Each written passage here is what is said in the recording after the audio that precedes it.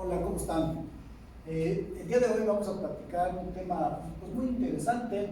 Es un tema que ordinariamente ocurre en muchos centros de trabajo y el problema que tenemos es que la gran mayoría de las veces el patrón no sabe cómo tratarlo. Se llama la suspensión temporal de las relaciones laborales. ¿Qué se suspende? Si ustedes se fijan, dice suspensión de los efectos de las relaciones laborales. Cuando platicábamos los elementos del derecho laboral, veíamos que hay un elemento subjetivo, que son los sujetos, y un elemento objetivo, que es la parte donde se materializa la relación laboral. En este caso veíamos que la relación laboral y el contrato de trabajo son un acto jurídico, es decir, un acuerdo bilateral que produce consecuencias de derecho. Veíamos en ese momento que tanto la relación de trabajo como el contrato individual de trabajo producen dos efectos. Uno, la obligación del trabajador de prestar el servicio, y dos, la obligación del patrón de pagar el salario.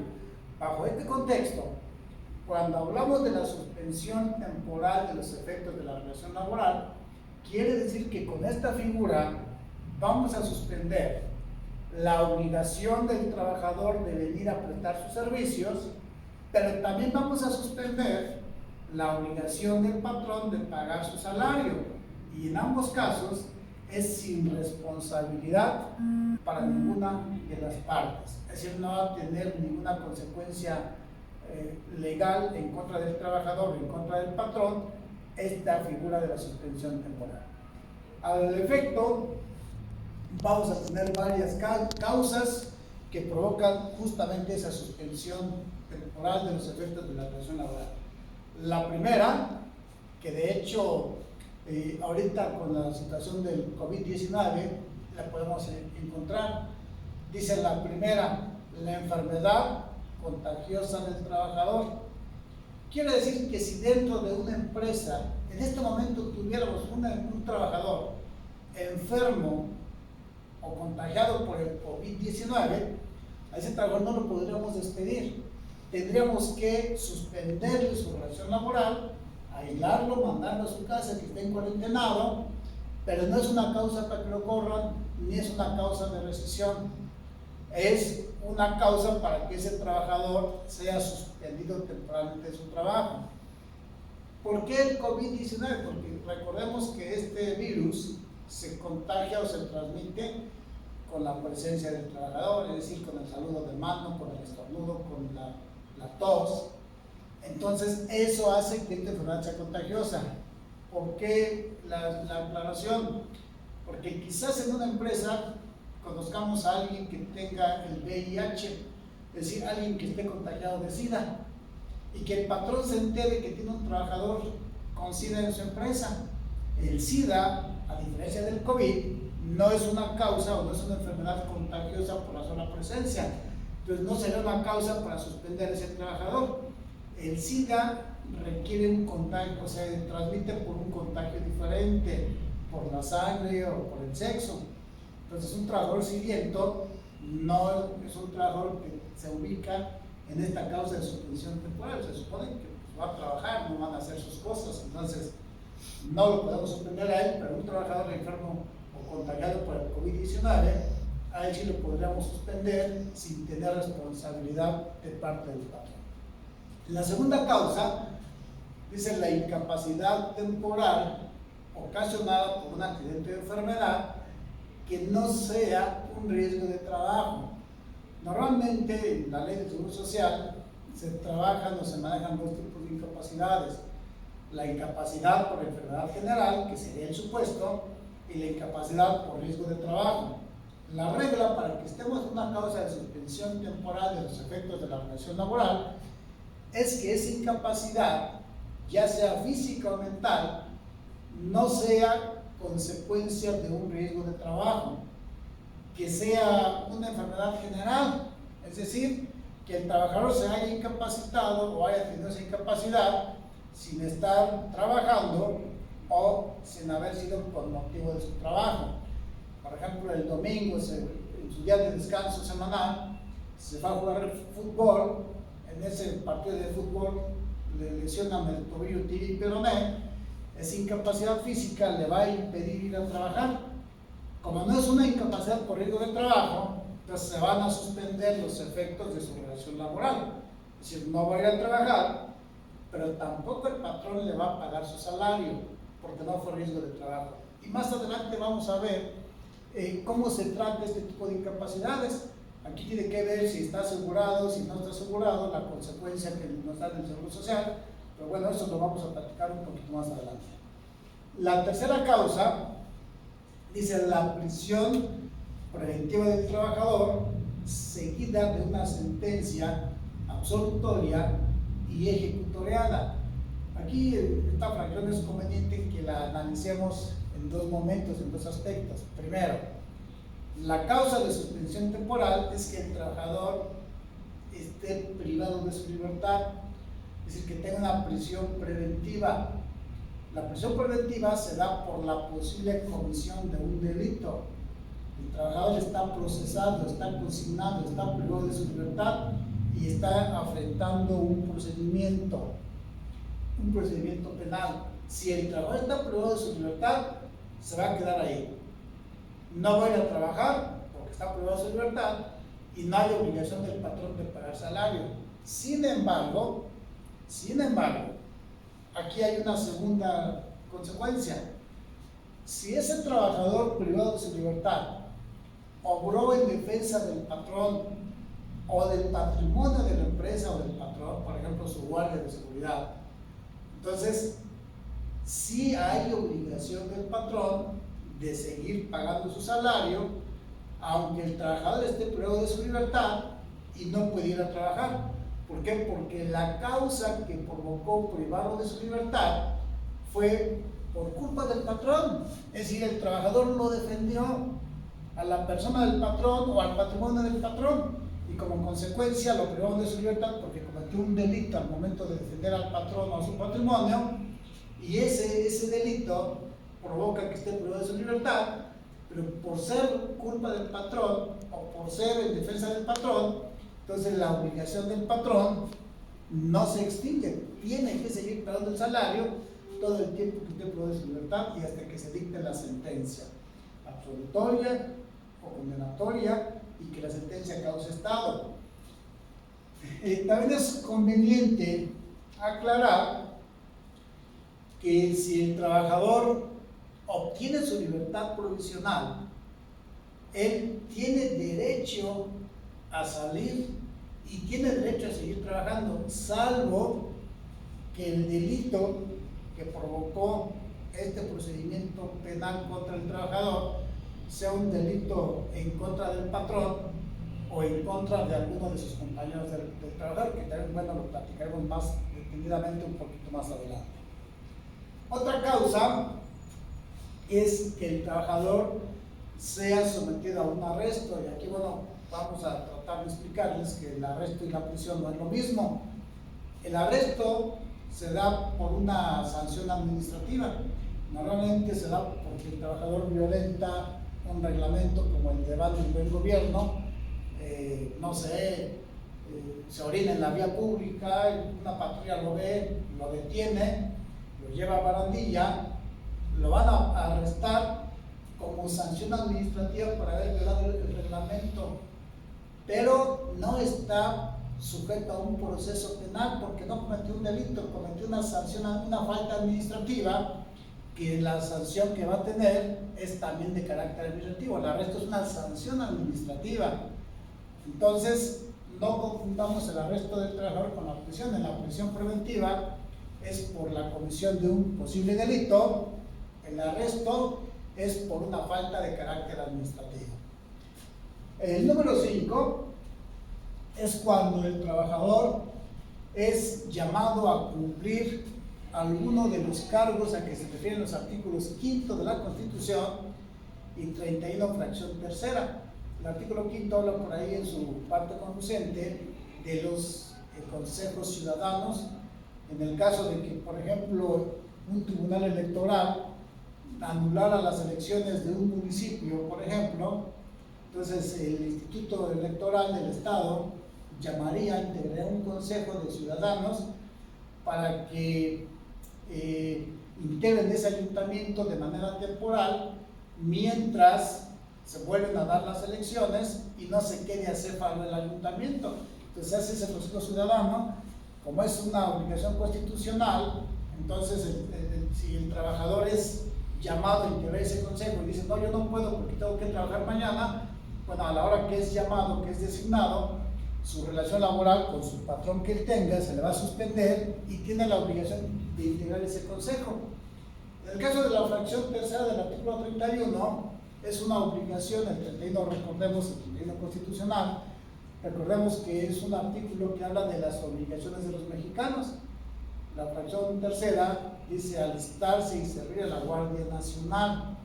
Entonces, si alguien es llamado para alistarse a la Guardia Nacional y ese alguien dice, no, yo no puedo porque tengo que trabajar y si no me corren, a la hora que sea llamado a alistarse a la Guardia Nacional, su relación laboral se va a suspender, se va a alistar a la Guardia Nacional y su relación laboral va a estar suspendida hasta que él regrese a trabajar.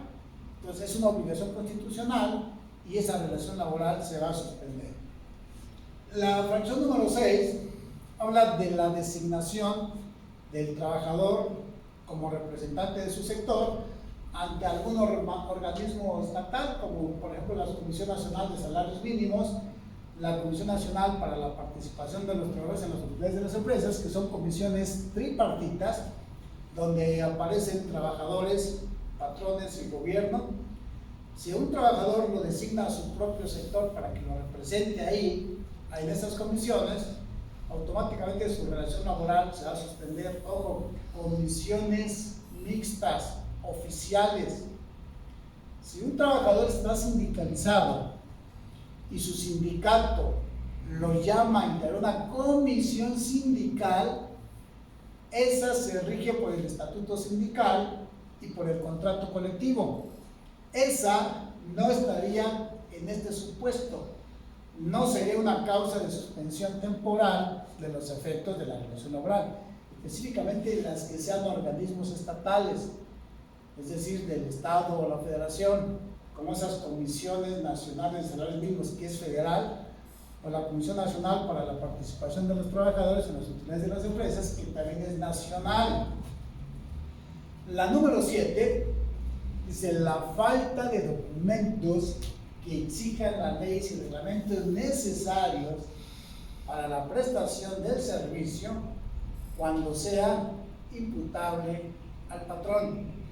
Si yo tengo un chofer, un requisito de reglamento para que alguien pueda ser chofer, además de que sepa manejar, es que cuente con su licencia de conducir.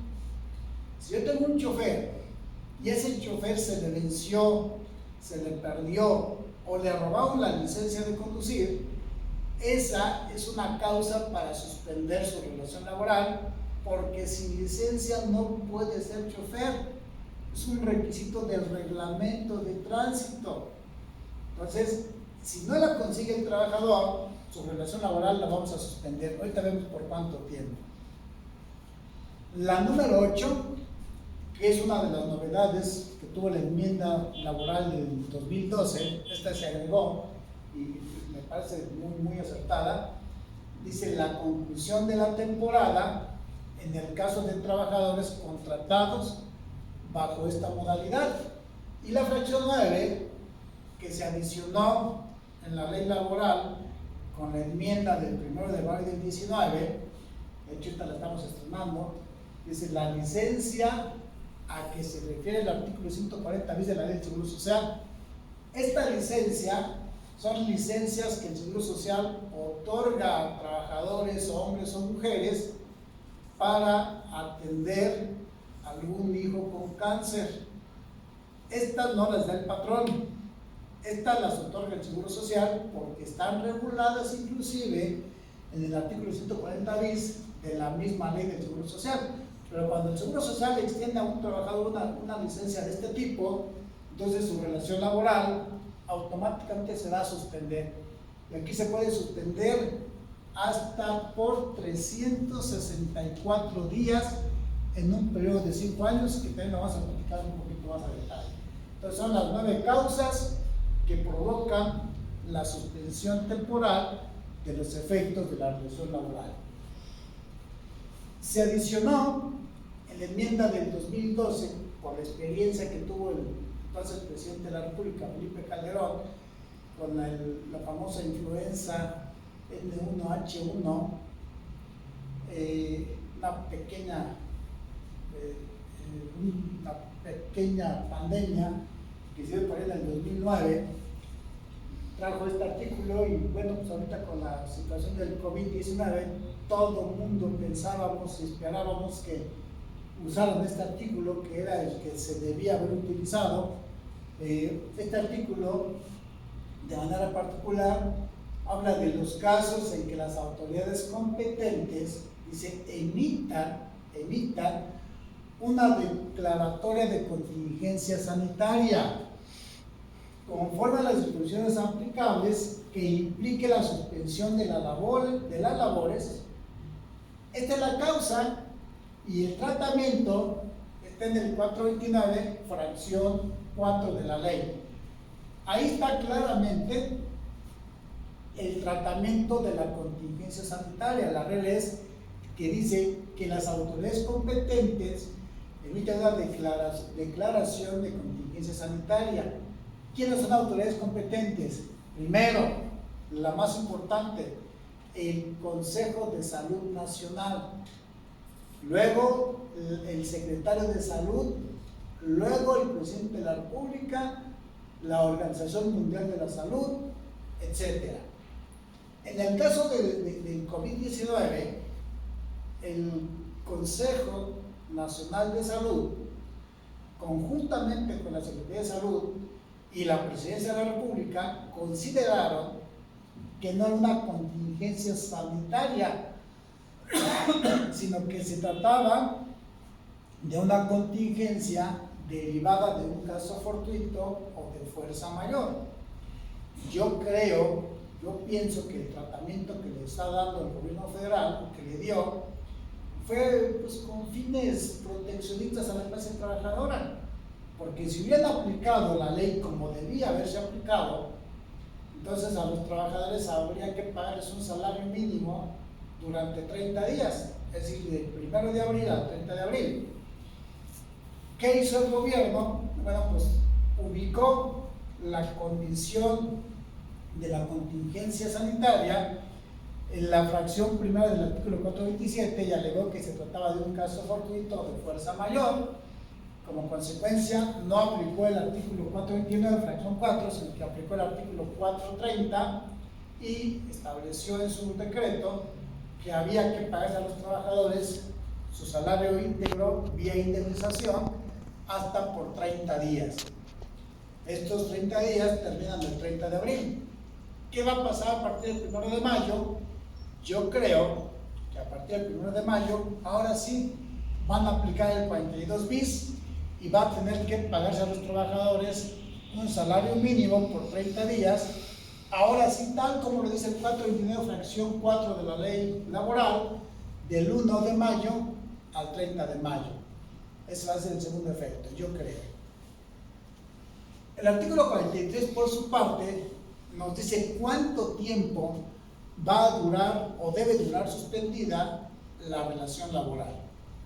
Y aquí nos dice la fracción primera que en el caso de la enfermedad contagiosa o en el caso de la incapacidad física o mental no producida por riesgo de trabajo, va a durar desde el momento que el patrón descubra que tiene un trabajador enfermo con una enfermedad contagiosa, o desde que se dé la incapacidad del trabajador para el trabajo, es decir, a partir de que lleve su incapacidad que le dio su médico al trabajador y se le entrega al patrón, desde ahí se va a suspender la relación laboral y va a durar hasta que termine el periodo fijado por la ley del Seguro Social, máximo 104 semanas.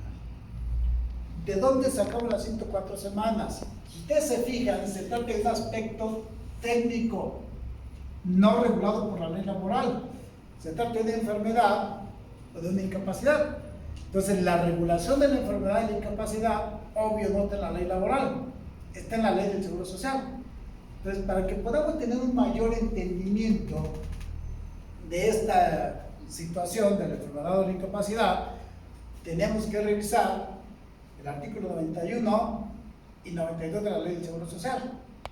El 91 dice, ley del Seguro Social, que cuando un trabajador tenga una incapacidad por enfermedad general, es decir, que no sea riesgo de trabajo, dice que va a obtener asistencia médica, quirúrgica, hospitalaria y farmacéutica hasta por 52 semanas. Por su parte, el artículo 92 dice que si al terminar ese periodo de 52 semanas no se ha recuperado el trabajador, entonces se le va a otorgar otras 52 semanas con asistencia médica, quirúrgica, hospitalaria y farmacéutica.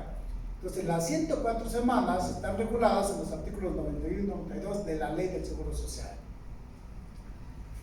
¿Qué pasa con ese trabajador si dijimos que se suspendía la obligación de trabajar, pero también la obligación del patrón de pagarle su salario? ¿De qué va a vivir si está enfermo? Si tiene una enfermedad o tiene incapacidad. Bueno, no hay obligación de pagar el salario, pero recordemos que la Ley del Seguro Social les otorga a sus trabajadores prestaciones en dinero y prestaciones en especie. Las prestaciones en especie son las que ya les platiqué: la asistencia médica, quirúrgica, hospitalaria y farmacéutica.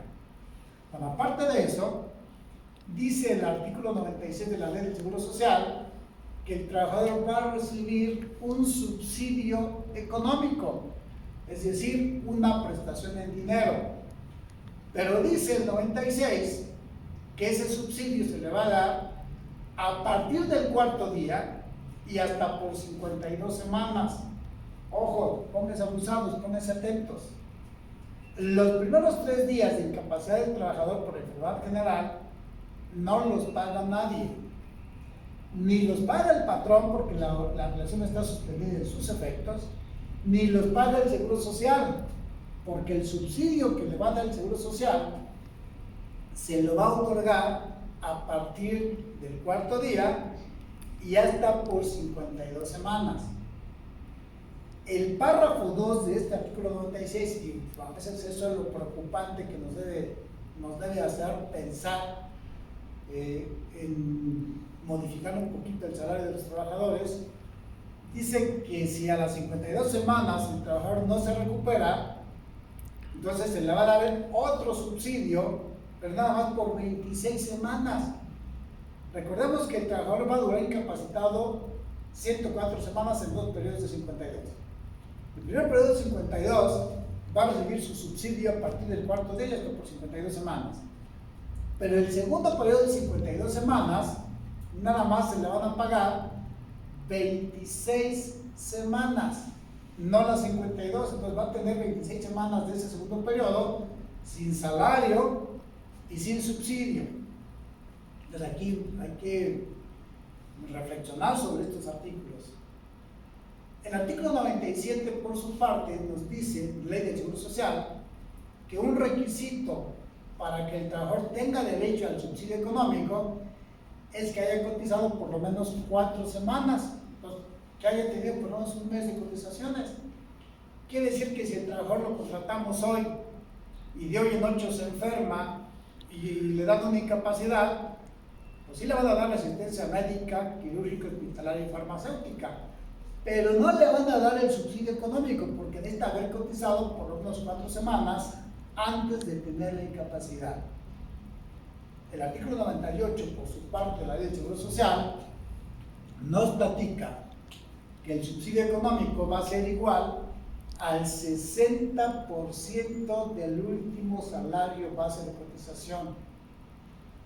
Quiere decir que el trabajador no va a recibir el subsidio con su salario íntegro, va a recibir un subsidio económico que equivale al 60% del salario base de cotización.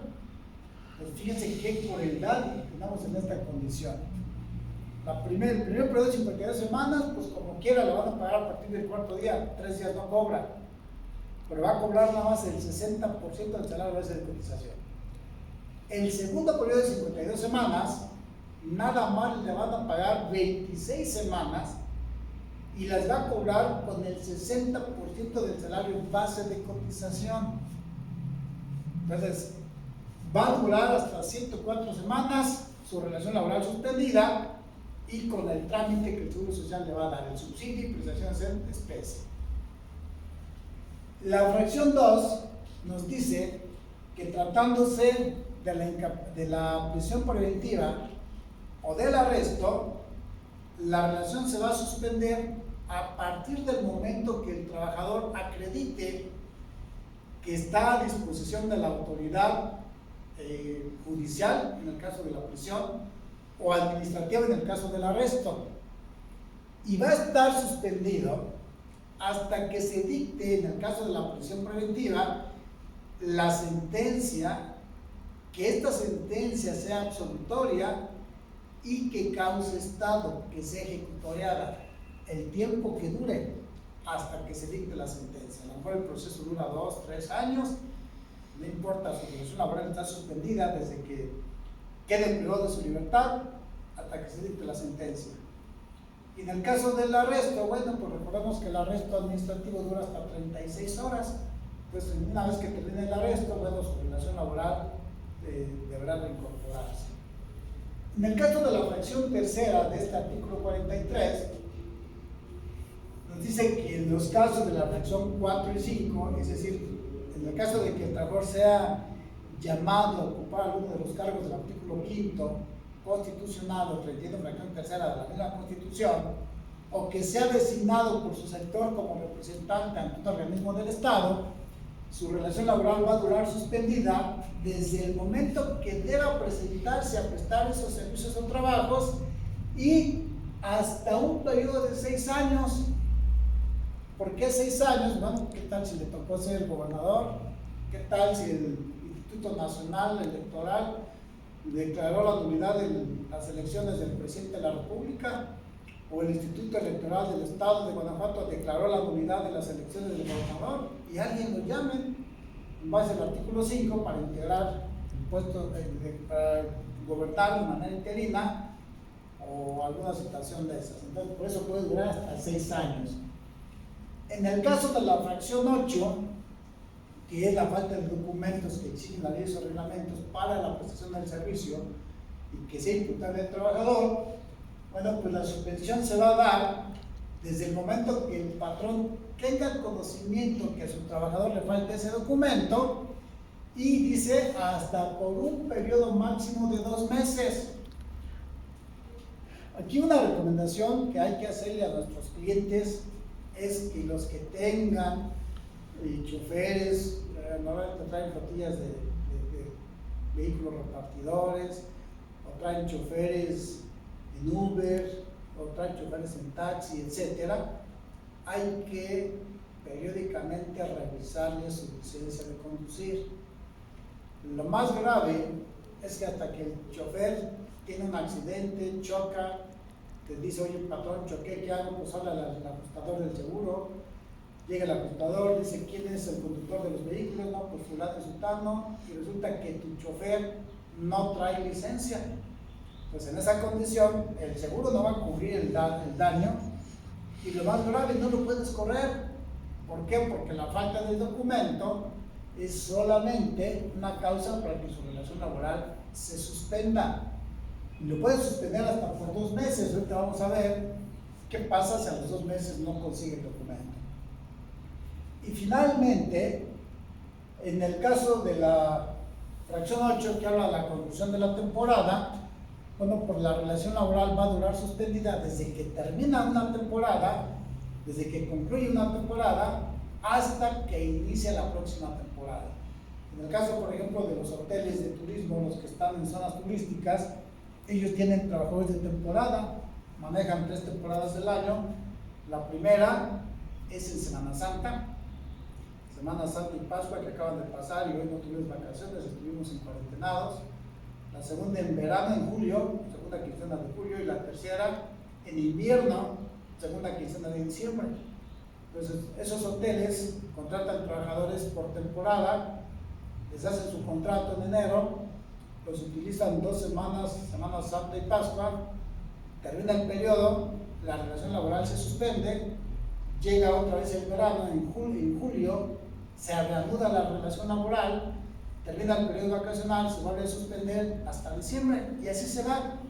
Este es un contrato interesante, les decía yo, porque si se fijan, cuando la temporada termina no hay que liquidar al trabajador, simplemente hay que suspender su relación laboral porque concluyó la temporada y mantenerla suspendida hasta la siguiente temporada. ¿Qué pasa si al trabajador lo llaman para alistarse y servir en la Guardia Nacional? Bueno, pues aquí vamos a tener una excepción a la regla. En el caso de que se haya llamado a alistarse y servir en la Guardia Nacional, ese periodo de tiempo que dure el trabajador alistado a la Guardia Nacional nos va a servir para contabilizar la antigüedad, es decir, ese periodo de tiempo que dura alistado a la Guardia Nacional sí se va a considerar como parte de la antigüedad. Esta es la excepción. En todos los demás casos, todo el tiempo que dure suspendida la relación laboral, el trabajador no genera antigüedad, no genera aguinaldo, no genera vacaciones, no genera periodo vacacional y evidentemente no genera salario. La excepción es cuando el trabajador es llamado para alistarse y servir a la Guardia Nacional. Ahí sí se va a considerar como parte de su antigüedad ese tiempo que estuvo sirviendo a la Guardia Nacional. Bueno, la causa va a desaparecer. Acuérdense que tenemos al trabajador suspendido de manera temporal, entonces el trabajador debe reincorporarse a sus labores. ¿Cuándo debe reincorporarse? En el caso de la enfermedad contagiosa, en el caso de la incapacidad físico-mental no producida por el trabajo, en el caso de que el trabajador sea llamado, sea designado o sea llamado a ocupar alguno de los cargos a que se refieren los artículos 5º constitucional y 31 fracción tercera, y en el caso de que el trabajador haya sido suspendido por la falta de documentos, acuérdense que lo podemos suspender hasta 2 meses, entonces el trabajador debe regresar a su trabajo en estos 4 supuestos al día siguiente a la fecha en que termine la causa de la suspensión. Por ejemplo, se acabaron las 104 semanas, mañana hay que regresar. Se acabaron los 6 años, mañana hay que regresar. Se acabaron los 2 meses, mañana debe regresar. Algo súper importante. ¿Qué pasa? Vamos a la fracción número 2, enfermedad e incapacidad. ¿Qué pasa si se acaban las 104 semanas y el trabajador sigue enfermo y no puede regresarse a trabajar mañana?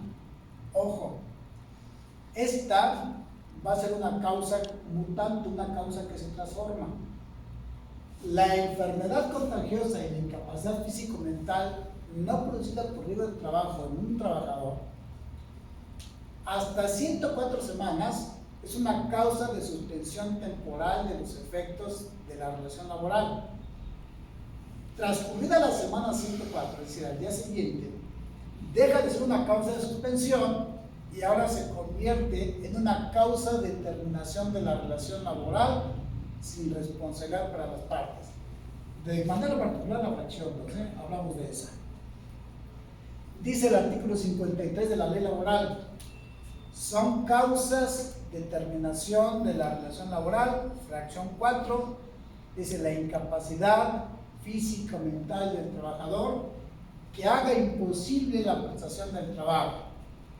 En ese caso, si a la semana 104 el trabajador no se alivia y no puede reincorporarse a sus labores al día siguiente, entonces ya no es una causa de suspensión, porque esa acuérdense dura hasta 104 semanas. Al día siguiente deja de ser una causa de suspensión y se va a ver una causa de terminación de la relación laboral. ¿Qué quiere decir? Que hay que pagar el trabajo un finiquito. ¿Cuánto? El artículo 54 de la ley laboral nos dice, o nos da dos opciones. Una dice, si hay la posibilidad, vamos a darle un puesto al trabajador acorde a sus posibilidades físicas o mentales. En primera instancia vamos a tratar de darle un trabajo que sea acorde a la posibilidad físico-mental del trabajador.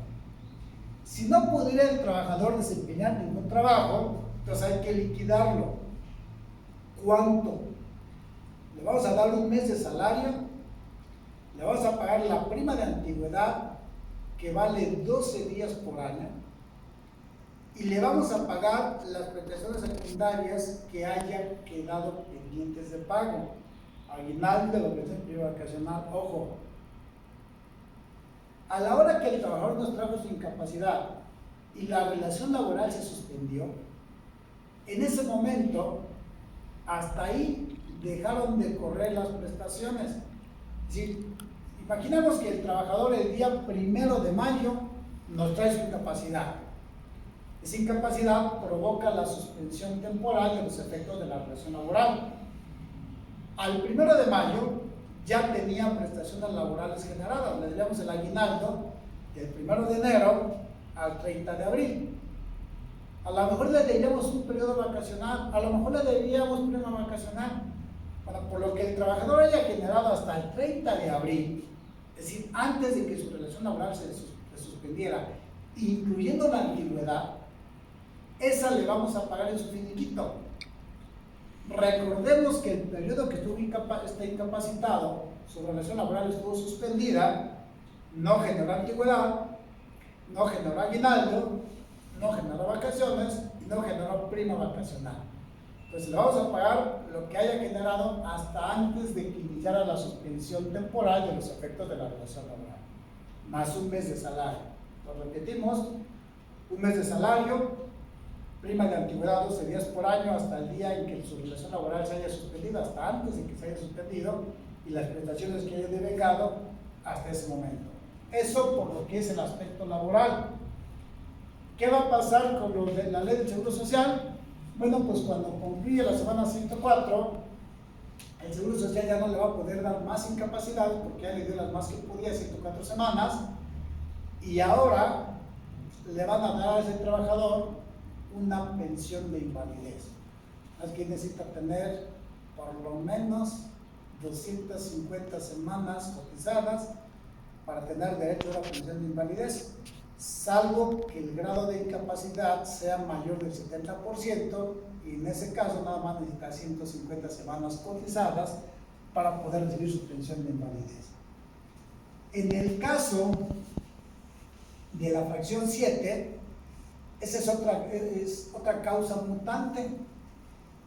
Recordemos que aquí dijimos que la falta del documento a que se refiere a dicho reglamento necesario para el trabajo es una causa de suspensión temporal, lo dice hasta por 2 meses. ¿Qué pasa si a los 2 meses el trabajador no consiguió el documento? Bueno, a partir del día siguiente, ya cuando haya transcurrido los 2 meses, al día siguiente, deja de ser una causa de suspensión y ahora se vuelve una causa de rescisión de la relación laboral sin responsabilidad para el patrón, prevista por el artículo 47, fracción 14 bis. Es decir, si en los 2 meses no consiguió el trabajador el documento, a partir del día siguiente lo podemos rescindir de acuerdo con el artículo 47, fracción 14 bis, sin tener responsabilidad para el patrón. Nomás hay que observar las reglas de la rescisión previstas por ese artículo 47 en sus 4 últimos párrafos. Hay que observarlas para que la rescisión esté correcta. Bueno, en los casos de la prisión preventiva, la designación del trabajador como representante de su sector y la fracción 6, en el caso de que el trabajador, bueno, la designación del trabajador y el llamado del trabajador a ocupar alguno de los cargos a que se refieren los artículos 5 y 31, acá es el arresto, perdón, acá dije que era, este es el arresto, este es el llamado y esta es la designación a ocupar cargos. Aquí es el arresto, acuérdense que el arresto son 36 horas, al día siguiente hay que ir a chambear. Esta es la prisión, este es el llamado del trabajo de ocupar los cargos del artículo 531, fracción tercera. Esta es la designación del trabajador. Ahí se va a regresar a trabajar dentro de los 15 días siguientes. Hacemos una acotación importante. Fracción 3. Una regla para que la prisión preventiva del trabajador sea una causa de suspensión temporal de los efectos de la relación laboral, aparte de que esté privado de su libertad, es que obtenga una sentencia, que esa sentencia sea absolutoria y quede ejecutoriada. A la hora que el trabajador salga libre porque tiene una sentencia absolutoria y esa sentencia quedó firme, es decir, ya agotaron todas las instancias correspondientes, en la apelación, el amparo, la revisión, etcétera, o dejaron de agotar los recursos porque se les pasó el término, entonces la sentencia causó estado. El trabajador tiene 15 días para regresarse a sus labores. ¿Qué pasaría si esa sentencia que recibe el trabajador no es absolutoria? Es decir, ¿qué pasaría si la sentencia que recibe el trabajador es condenatoria? Lo condenan, le imponen una pena de prisión y esa pena de prisión hace imposible que el trabajador continúe su relación laboral y esa sentencia condenatoria cause estado. Si esa sentencia es condenatoria, evidentemente el trabajador no podrá regresar a trabajar. A la hora que la sentencia se dicta y es una sentencia condenatoria y causa estado, se vuelve una causa de rescisión de la relación laboral prevista por la fracción 14 del artículo 47 de la ley laboral y podemos rescindirle la relación laboral del trabajador por esa sentencia. Ojo, y aquí hay que ponernos abusados, cuidar la redacción de la fracción 14.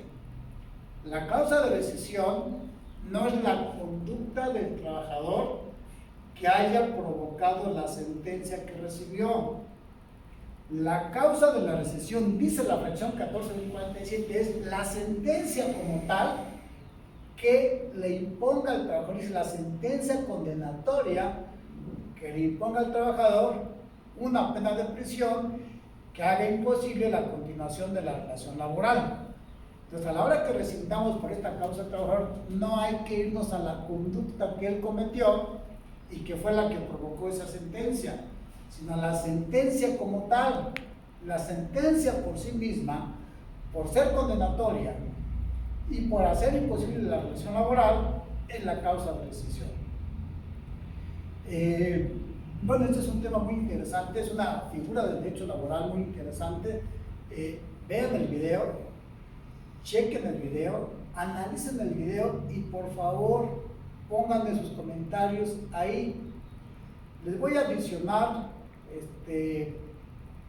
unas jurisprudencias que tienen que ver con la fracción 3, la prisión, la que sostiene que si el trabajador que tenga una prisión, si está fuera y enfrenta el procedimiento penal fuera de la prisión, puede reincorporarse a sus labores. Entonces, revisen el video, por favor, déjenme en sus comentarios.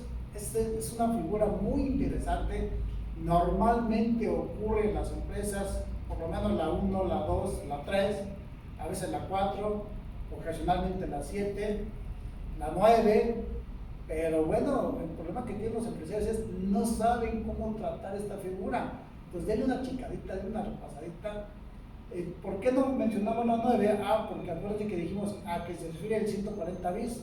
Pues el 140 bis de la Ley del Seguro Social nos dice que esta licencia para atender hijos con cáncer, en cualquier estado que tenga el cáncer, va a durar, lo regula la Ley del Seguro Social, dice que va a durar, que pueden ser la licencia puede ser desde 1 hasta 26 días, se pueden acumular las licencias hasta 364 días, acumulables en un periodo de 5 años. Esto lo dice el 140 bis Ley del Seguro Social. Revisen el video, por favor, analícenlo, déjenme sus comentarios y yo estoy al pendiente a las 4 de la tarde con la gente de los viernes. a las 10:30 con la gente de los sábados. Por favor, conéctense, véanlo, revísenlo, déjenme sus comentarios. Que tengan un excelente fin de semana. Gracias.